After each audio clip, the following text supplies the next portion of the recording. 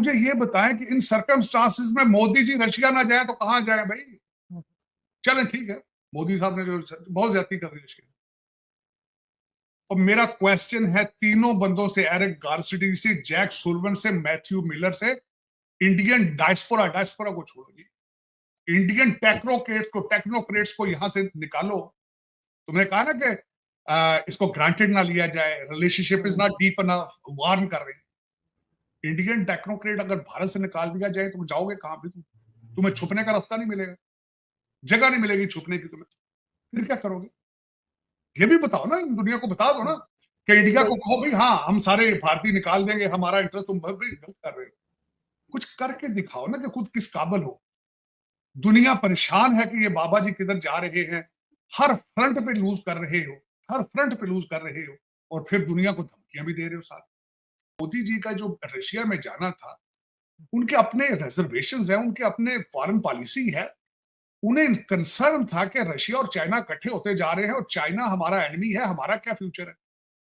उन्होंने S-400 ले रखा है, उसकी डिलीवरी पे डिले हो रहा था, वो उन्होंने बातें करनी थी, और मुसलसल ऑयल जो है भारत उनसे ले रहा है। तो जो प्राइम मिनिस्टर मोदी का जो ट्रिप था रशिया के अंदर, उस पे बहुत ज्यादा फील किया गया है अमेरिका के अंदर कि हम तो नरेंद्र मोदी को जो है वो हीरे जवाहरात और पता नहीं क्या क्या देने को तैयार बैठे हैं। हीरे जवाहरात का मतलब है टैंक देना चाहते हैं, जहाज देना चाहते हैं, F-35 देना चाहते हैं। हम तो आर्टिफिशियल इंटेलिजेंस और हर चीज क्रिटिकल इमर्जिंग टेक्नोलॉजी है, क्रिटिकल एंड इमर्जिंग टेक्नोलॉजीज क्या क्या नहीं हम नरेंद्र मोदी को देना चाहते, और नरेंद्र मोदी जो है वो जाके फुटन से जप्पी डाल रहे हैं। ये कैसे मुमकिन हो सकता है कि इंडिया समझता है कि अमेरिका तो हमारे पांव में आके गिर गया, इसका तो चाइना का मुकाबला करना ही करना है।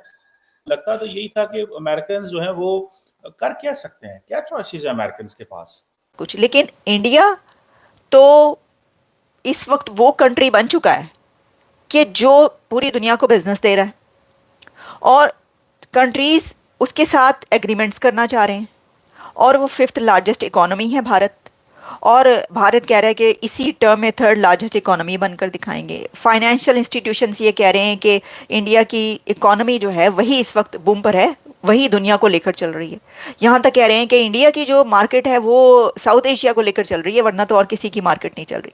तो ऐसी सिचुएशन में एक कंट्री जो कि एक ऐसे प्लेटफॉर्म पर मौजूद है, एक ऐसे पेडेस्टल पर खड़ा है, तो वो कैसे ताल्लुकात ऐसे रखेगा जैसे कि पाकिस्तान के थे? ऐसा हो नहीं सकता।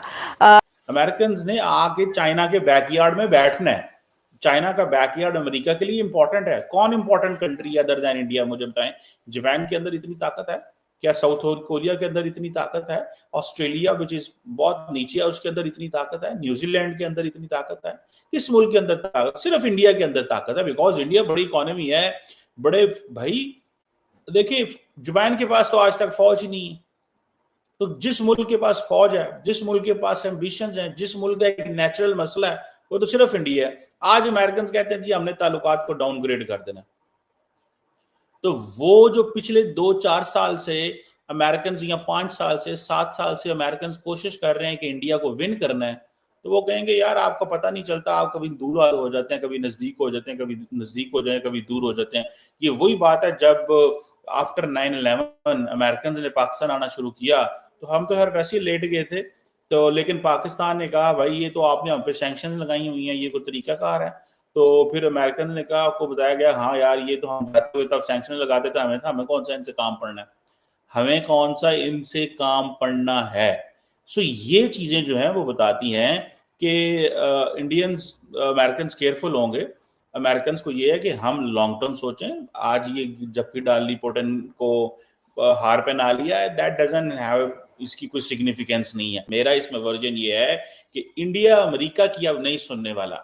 मैंने अगले दिन भी आपको एक चीज कही थी कि इंडिया के पास इतनी चॉइसेस हैं कि अगर अमेरिका ताल्लुकात को डाउनग्रेड भी करे, ना भी आगे लेके चले, मिसाल के तौर पर इस वक्त इंडिया की स्ट्रेटेजिक कम्युनिटी क्या कहती है? इंडिया की स्ट्रेटेजिक कम्युनिटी ये कह रही है कि अमेरिका ये तो कह रहे हैं हम आपको मिलिट्री जो है वो फैसिलिटीज, मिलिट्री हार्डवेयर ट्रांसफर करेंगे, लेकिन ट्रांसफर करते नहीं। It is taking them a lot of time, उनको बहुत ज्यादा वक्त लग रहा है। अब मिसाल के तौर पे एरिक ग्रेसेटी ने क्या बात की, उन्होंने कहा जी आप जब किसी पार्टी में जाते हैं तो यू कैन नॉट से आई एम एवरीबॉडीज फ्रेंड। अच्छा, ये जो चीज है वो कहते हैं नहीं रशिया के खिलाफ आप पोजीशन लें, इंडिया कभी भी रशिया के खिलाफ पोजीशन नहीं लेगा। लेकिन जय हिंद दोस्तों, पीएम मोदी का रशिया दौरा इस महीने की सबसे चर्चित विषयों में से एक रहा। सारी दुनिया की मीडिया हो या फिर अमेरिकन या यूरोपियन, सभी के बीच में इस दौरे की चर्चाएं होती रही। दरअसल अपने तीसरे बार पीएम बनने के तुरंत बाद पहले किसी देश का दौरा किया तो वो रशिया था। पीएम मोदी इससे पहले तब रशिया गए थे जब रूस यूक्रेन वार शुरू नहीं हुआ था। इसी को लेकर सारी दुनिया बड़े गौर से ध्यान से देख रही थी कि पीएम मोदी अगर बाकी बातें करेंगे या रूस के साथ सब कुछ बातें करेंगे, लेकिन क्या रूस यूक्रेन वार को रुकवाने की कोशिश भी करेंगे। उनके दौरे के दौरान ही अमेरिका से इस बारे में बयान भी आया था।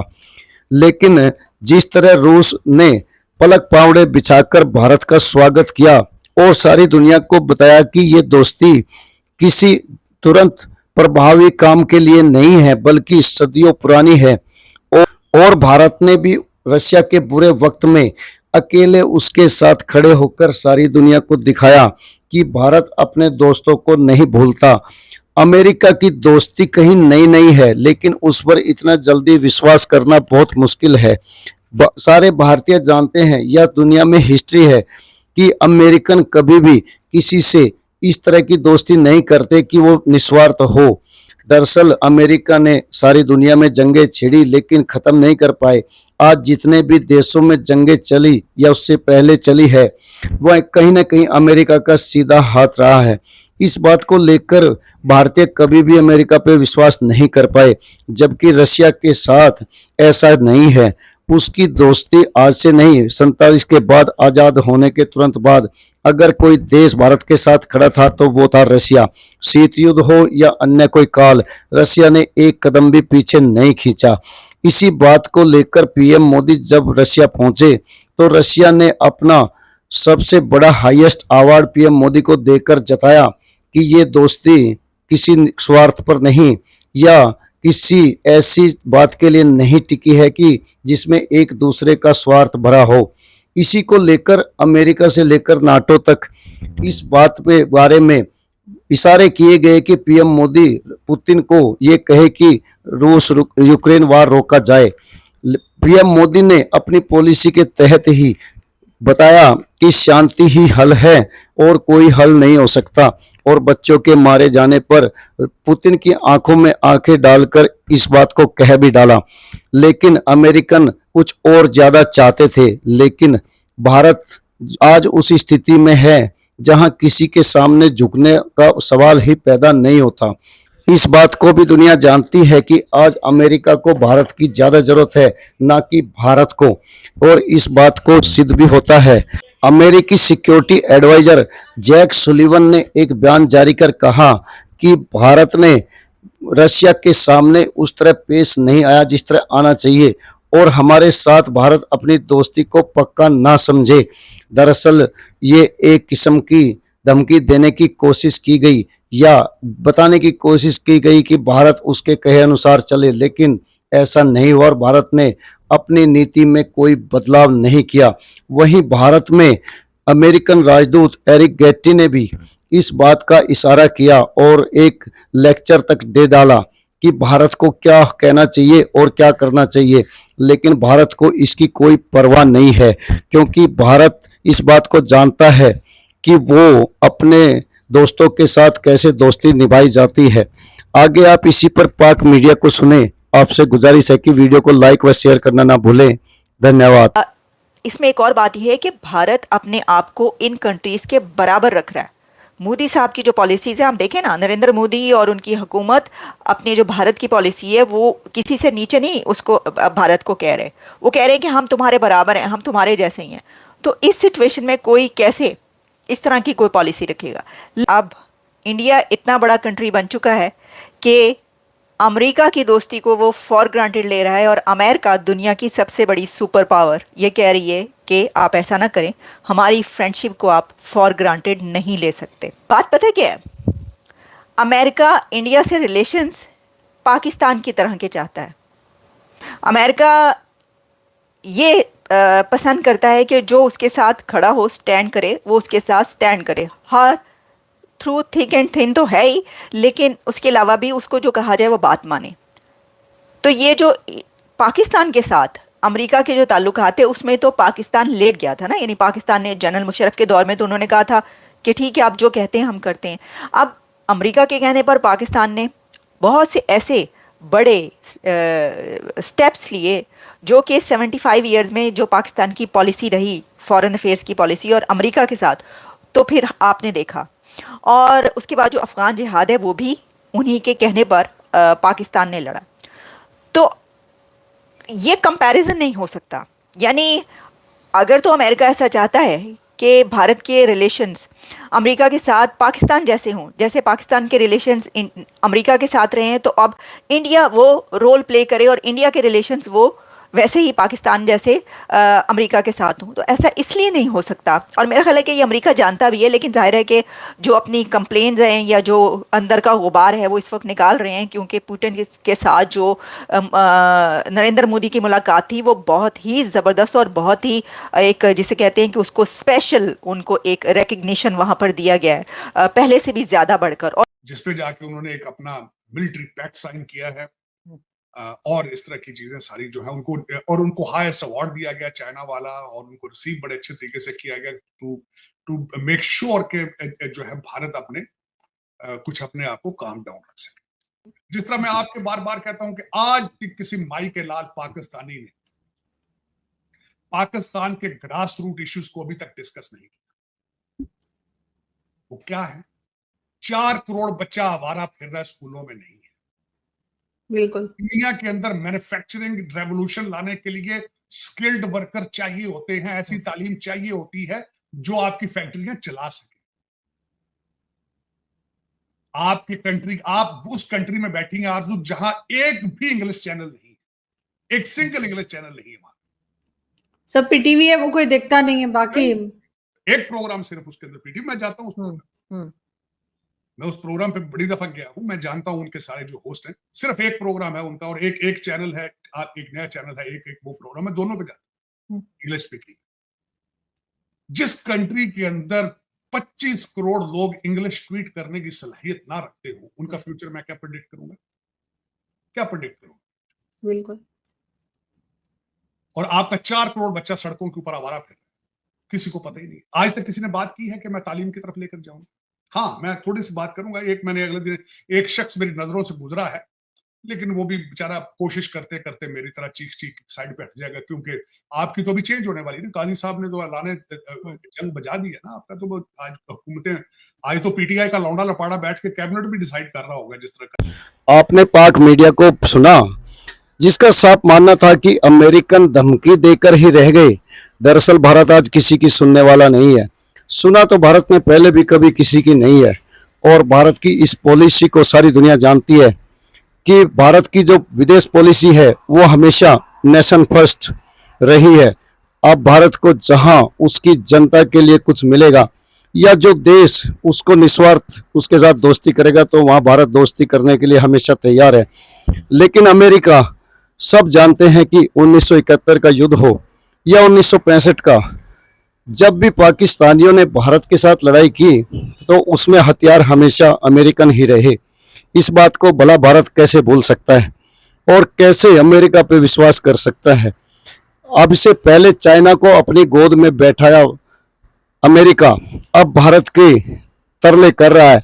जब चीन उस पर हावी हुआ तो उसको भारत की याद आई।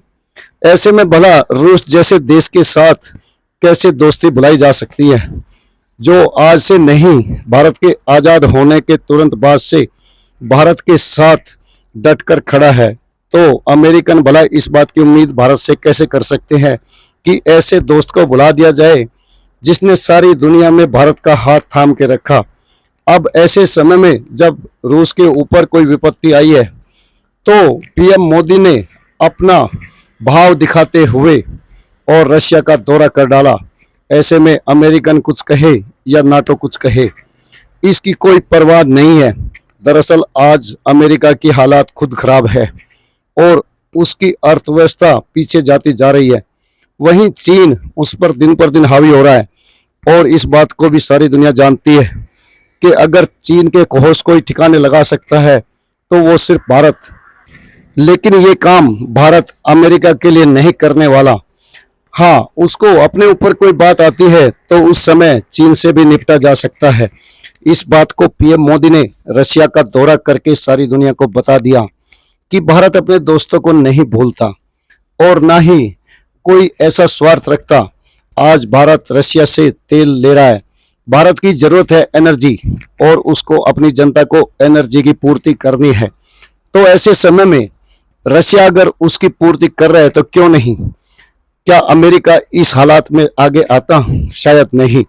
यही कारण है कि अमेरिका कुछ भी कहे या नाटो कुछ भी कहे, भारत अपनी इन चीजों की परवाह नहीं करता। भारत के लिए नेशन ही फर्स्ट है और पीएम मोदी ने ये बात सारी दुनिया को स्पष्ट बता दी है। अब नाटो की बात करें तो नाटो कंट्री और अमेरिका का सर्कस सारी दुनिया देख रही है।